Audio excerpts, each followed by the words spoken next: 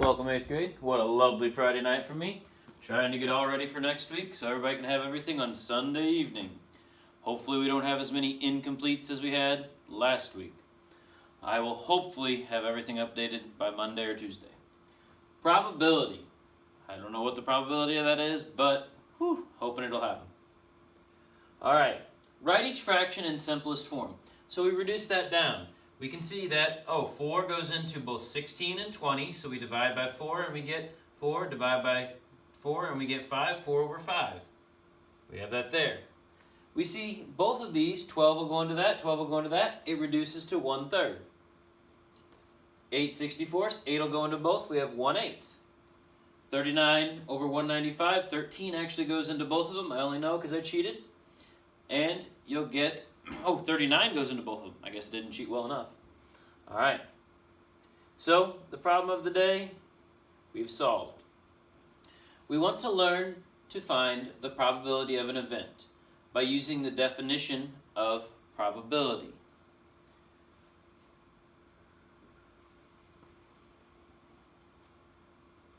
These are all words that we're going to talk about and use. An experiment is an activity in which results are observed. Each observation is called a trial, and each result is called an outcome. The sample space is the set of all possible outcomes of an experiment. An event is any set of one or more outcomes. So an experiment, I roll a dice to see which number shows up on top. All right, each observation, so each roll of that dice, is a trial. Each result, the number that comes up, is an outcome. The sample space is the set of all possible outcomes. So the sample space would be a 1, a 2, a 3, a 4, a 5, and a 6 for rolling a dice. An event is any set of one or more outcomes. What is the likelihood I'll roll a 1? Well, there's 1, 1, and there's 6 other outcomes, so 1 out of 6. Well, what's the likelihood I'll roll an even number? The 2, 4, and 6, that's 3 numbers out of the 6 are even numbers, so that's a possible event. So 3 out of 6, or 1/2, is your probability. All right? Now, flipping a coin, sample space, heads and tails, event, it landed heads. Rolling a numbered cube, they don't call it dice because that's apparently revolved with gambling, but we will tonight. 1, 2, 3, 4, 5, and 6. That's your sample space. It came up 5. Guessing the number of marbles in a jar. We have the sample space. It's all whole numbers. It ended up having 213 marbles in that jar. This is what an experiment is, and we have talked about the other things. Now with probability, the probability of an event written P event. So the probability of an event is a number from 0 to 1, or from 0% to 100%. 0 to 1 would be like the decimal representation.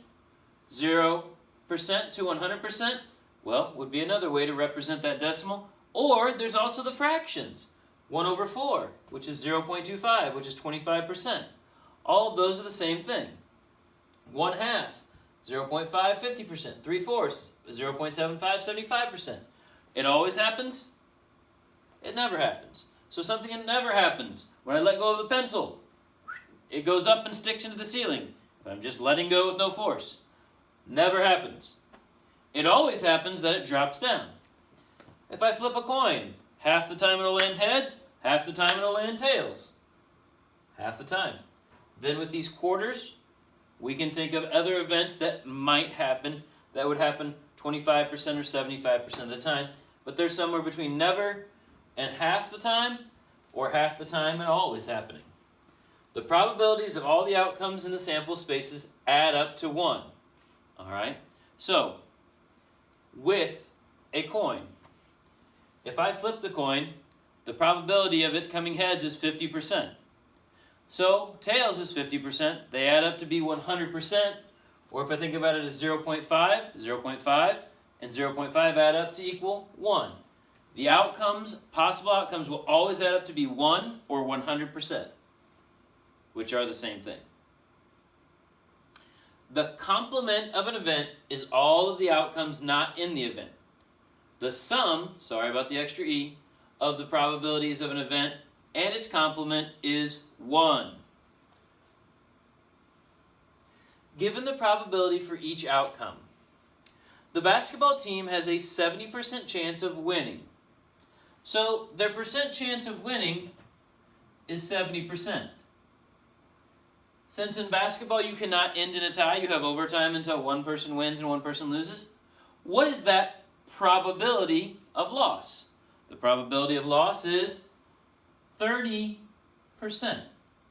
Because these two, since they're the only outcomes, have to add to make 100%. We can see that with what they write out. The probability of winning is 70% or 0.7. The probabilities must add to 1, so the probability of winning is 1 minus that 0.7, and that equals 0.3 or 30%. Hopefully you remember to go from a decimal to a percent. 1, 2. Oh, that's 30%. Or to go the other way, 1, 2. Now we're back to the decimal. All right. So given the probability for each outcome, all right, so the probability. Now, one thing we need to remember, and the one thing I think they kind of jump over here, what is the probability of getting a 1? Well, let's first of all, we always need to know the total number of outcomes. 1, 2, 3, 4, 5, 6, 7, 8. There's 8 different outcomes, okay? Now, so 8 is the total number of outcomes. The desired number of outcomes, well, that will be what meets our requirement. Well, if there's 8 total, how many 1s are there? 1, 2, 3. So it would be 3 out of 8 chance of getting a 1. There are 8 circles total. What's our probability of getting a 2? 1, 2, and 3. 3/8. There are still 8 circles when we're looking at 3, or 8 parts of the circle. And there's 1, 2. So 2/8 or 1/4. We can always represent them with fractions by knowing our total possibilities on the bottom and our desired outcome, or what we want, on the top. Total outcomes was 8. 3 of them met the 1. Total outcomes, when we spend the second time, is 8. 3 of them met the 2. Total outcomes is 8. 3 of them met that desired outcome of 3. Or 2 of them met that desired outcome of 3. So we have our different percents. We have 25% here by turning 1/4 into a fraction. All right, and here we would have 75% for these two divided evenly would be 37.5%. 37.5%. Well, how did I do that? It has to equal up to 100% for the two of them. These two are the same, so 100 minus 25 is 75, and I divided 75 into 2. Let's see what they show us. 3 of the 8 sections of the spinner are labeled 1. So a reasonable estimate of the probability that the spinner will land on 1 is 3, the desired outcome, out of 8, the total outcome. We listed that, 3/8 here. 3 of the 8 sections of the spinner were labeled 2. So a reasonable would be 3 desired, 8 total. And if we go back, 8 possible spots to land, and then we want to pick on for the top what meets what we're asking for. And with the 3, there were only 2 possible spots, but there were still 8 different places it could land. So that is 2/8 or 1/4. It's good to reduce. I don't think you have to, but it is good to reduce, just good to stay in that practice. The probabilities of all 3 outcomes must add to 1. So 3/8, 3/8, 2/8, because it could have been a 1, a 2, or a 3. When we add those all together, it does become a 1, and everything checks out. All right, so given the probability for each outcome, the polo team has a 50% chance of winning. So now I need you to think. If there's only 2 outcomes and a 50% chance of winning, the chance of losing is, hopefully you guessed it, 50%. And we see that there by taking the total outcomes would add to 1. We subtract 50% for the one, and we get what remains, 50% for the others. All right? Now, rolling a numbered cube. First of all, I want to ask you, how many sides are there on a cube? There are 6. So when I roll a cube, there's 6 different faces that can come up. There's 6 total. How many of them are a 1? Just one of them. So it's 1/6 for that. For 2, there's only one side that meets that. There's still 6 sides it could land on. For 3, 1 and 6, 1 and 6, 1 and 6, 1 and 6. Now we look at it. There's 6 possible outcomes. If I add 1/6 plus 1/6 plus 1/6 plus 1/6 plus 1/6 plus 1/6, that equals 6/6, or a 1. Hey, remember our outcomes have to add to equal 1? That's what we need to do. One of the 6 sides of a cube is labeled 1. So a reasonable estimate of the probability is that the spinner will land on 1, the dice will land on 1 out of 6 times. Because there's 6 total, and 1 meets our desired thing of having a 1 there. For the 2, there are 6 total. 1 meets our desired outcome of having that 2 show up. 3 is the same. 4, 5, and 6 the same. The probabilities all must add up to equal 1. When we do that, it does. 4 probability. You're simply setting up a fraction. Total outcomes. That always goes on bottom, like the 6 total sides of the dice. On the top, we wanted a 6. There was 1 out of 6. So I say the desired outcome. And if you can think in those terms, that will work for each and every situation you can come up with in the world. Flipping a coin. There are 2 total outcomes, so 2 would go on the bottom. The desired outcome for me would be a head. There's only 1 head, so it would be 1 desired outcome out of 2 possible, or a half the time it will come up heads. All right. Now, to find the probability of an event, add the probabilities of all the outcomes included in the event. Here's what that means. Okay, a quiz contains 5 true or false questions. Suppose you guess randomly on every question. The table below gives the probability of each score. So if you guess randomly, 0.031 times, or 3.1% of the time, you'll get a 0 right. 15.6% of the time, or 0.156, you'll get 1 question right. 0.313 or 31.3%, you'll get 2, and so on down the line. If we add these all up, they'll add to the number 1, because decimals are another way to show probability, because they go from 0 to 1. So what is the probability of guessing 3 or more? So the probability of guessing 3 is 0.313, or 31.3%. 31.3, remember, that's just writing that as a percent. Those are the same numbers, okay?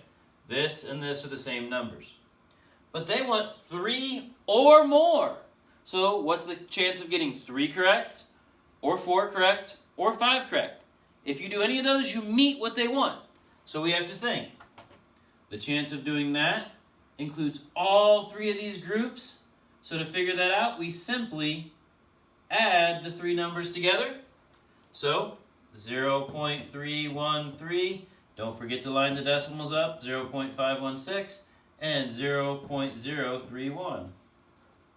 That gives us a 10. 7, that gives us a 10. That gives us a 5. You have a 50% chance of getting, or 0.5, 3 or more correct. So what's your chance of getting 2 or less correct? Hopefully you see, oh, if this half is 50%, this half will also add to be 50%. Let's show you what they did. The event 3 or more correct consists of all the outcomes, 3, 4, and 5. That's why we've highlighted them all. So we add those 3 together, and we come up with 0.5 or 50%. Remember, these two are the same number. What is the probability of guessing fewer than 2? Correct. Fewer than 2. So you have to read carefully. Do they want us to include 2? No. So fewer than 2 would be 1 or 2. Or 1 or 0, excuse me. So then, to do that, 0.156, 0.031. We have an 18.7% chance, or 0.187, of getting 0 right or 1 right. Because those are the two numbers that are fewer than 2. The other one said 3 or more. This one said fewer than 2. 2 is not included. All right, so there's the 0 probability, there's the 1 probability. We add them together, 0.187 or 18.7% chance of that happening. Okay? What is the probability of getting fewer than 4 right? Fewer than 4, well, that would include all of these, right? Fewer than 4. So we would have to add all of these together.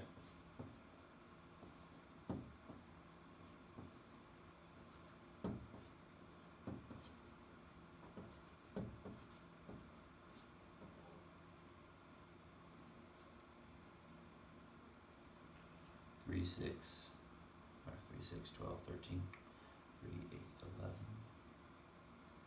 All right.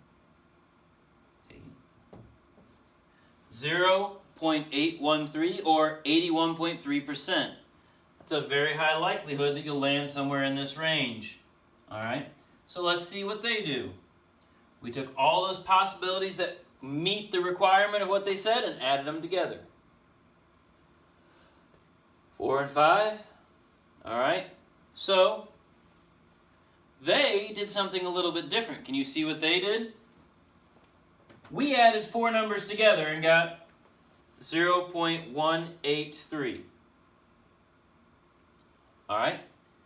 They chose to add these 2 numbers together. This is where I'd be paused and Josie would finally come up with the answer. So Josie, since you're not here to speak, I guess I'll talk for you. These are the ones that it can't be. So they added those together and subtracted them, and they're left with all the ones that it could be. 18.3 or 0.183. All right? So the event fewer than 4 correct consists of the complement of the outcomes of 4 and 5. So we got this 18.3 that it couldn't be, and we subtract that, and then it becomes that 81.3. What is the probability of guessing 2 or more correct? All right, 2 or more.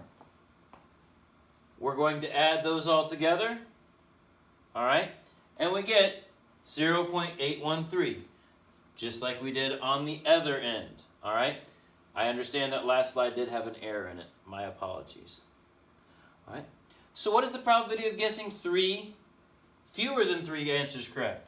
Fewer than 3 would be these here. Those are the ones that meet that. We add them together. Excuse me. And we get 0.5 or 50%. What is the probability of passing the quiz with all 5 correct by guessing? Well, only one fits that. So we only have one thing, or there's no adding required, 0.031 or 3.1%. Now, 6 students were in a race. Ken's probability of winning is 0.2. Roy is 1/4 as likely to win as Lee. Tracy, James, and Caden all have the same chance of winning. Create a table of probabilities for the sample space. Wow, there's a lot there. Lee is twice as likely to win as Ken. Ken's probability of winning is 0.2. Lee is twice as likely.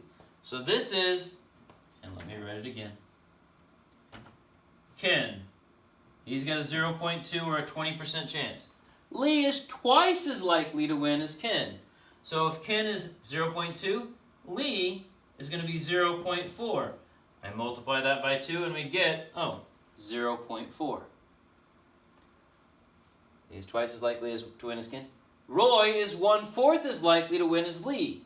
So Roy, if I take Roy's number and I divide it by 4, I'm going to get 0.1. Okay?